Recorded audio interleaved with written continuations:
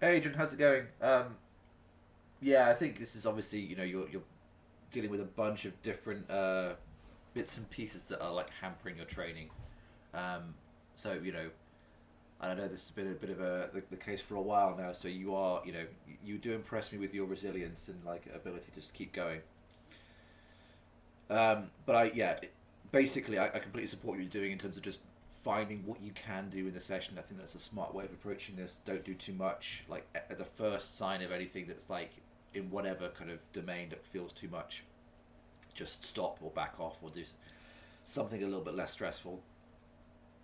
Um, yeah, I think with the dips, I think the it can be quite a tricky one to gauge, like how to on ramp yourself into doing them, because like certain bits of you can be definitely strong enough, but then other bits like you don't have the mobility or you don't have the control in certain ranges of motion. It's usually the latter.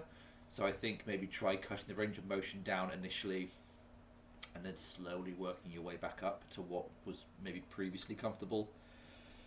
Um, but yes, I think I like the idea of a plate loaded chest press if that exists. I didn't know we had one of those, but that's yeah, that's definitely a really good option actually. Um, it's possible for that to go wrong too, um, but if we keep the RPE kind of moderate with that, and then kind of like treat that slow and steady, treat that as a slow and steady progression, that should be okay. Um, cool. I think that's pretty much it. Let me just let's go have a look at these. So I had a quick peek at these during the week, and this is actually really good. You can do the same thing with um, a barbell. Basically, you just have to move the slide the roller further backwards, right? If that makes sense. Maybe grab a smaller foam roller.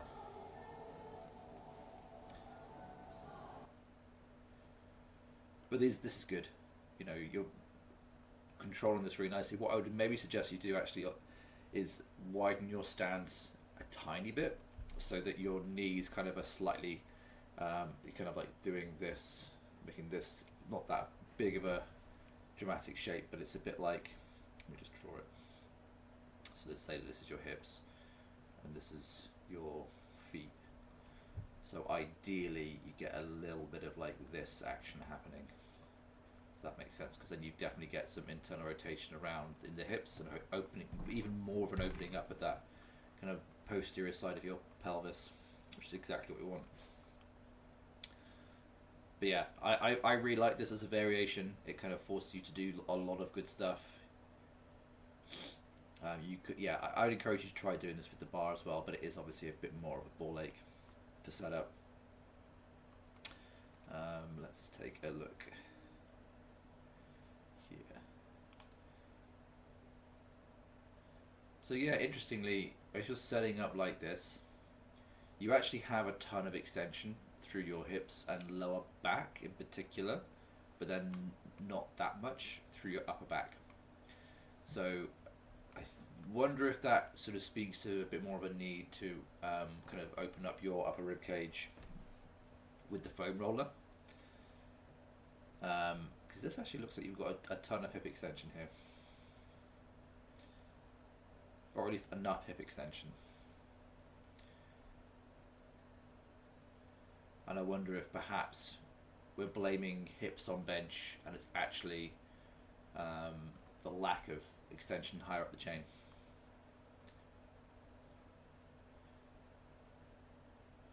So yeah, just to kind of like explain this point with the armpit.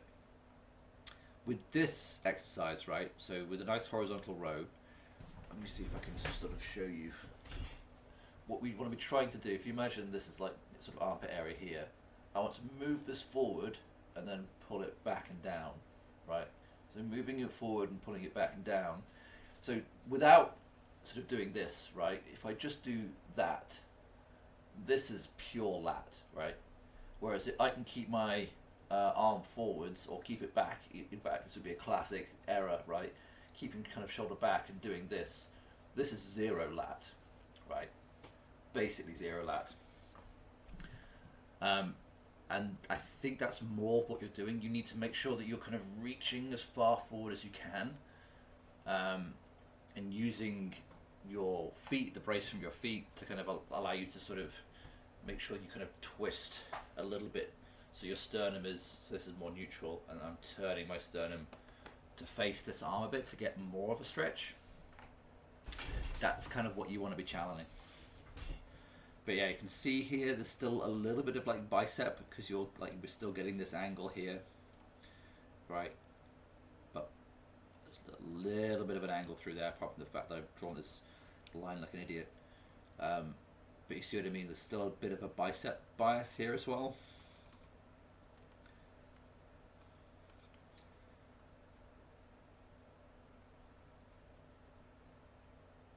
But this is better. I can see that you are biasing a lot more.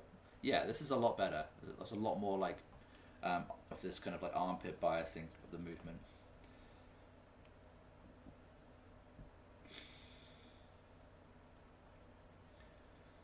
So something you can do and should do actually is with those foam roller RDLs with dumbbells. Do them before you do squats. Any lower body movement actually. Do them as like a set at least, as a warm up. We should find that helps to kind of open things up a bit. Cool. I'm curious to see what's happening here. Oh yeah. So on the topic of the squats, I would encourage you to try to keep find that same stance as you had previously, and hopefully the only thing that you need to do is then limit your range of motion. So don't try and go anywhere near as deep. And what we should do then over time is just creep that depth lower and lower as we get better and better. The danger with changing things to kind of accommodate where you are now, and I will caveat this as well, but the danger of kind of moving to to accommodate, change the stance, change the technique to accommodate what you're able to do now, is that we then are not addressing, and we're not making those movement limitations and that functionality better. So the caveat is, if the only way that you can execute this exercise without pain is to move the stance out, then move the stance out. A bit of discomfort and a bit of it feeling janky isn't enough of a criteria to change the technique. It will feel weird because you've not really squatted for a while, so we'll need to allow for like maybe even a whole block for you to kind of get back into the groove of squatting. So don't be put off by like initially it feeling really shit and weird.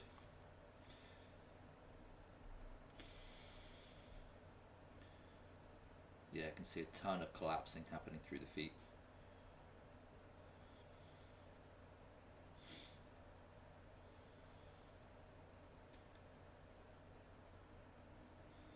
So I think particularly on this right side, this is happening. There's more of a collapse than we've seen before. But actually, apart from that, the technique doesn't look too bad. And yeah, I think actually that's looking pretty good.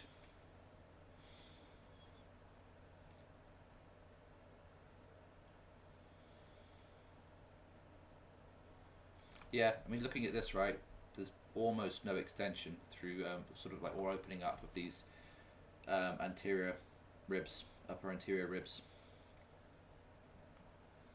So I think that's where we should be paying the attention for with the bench. It's trying to spend more time breathing over the foam roller.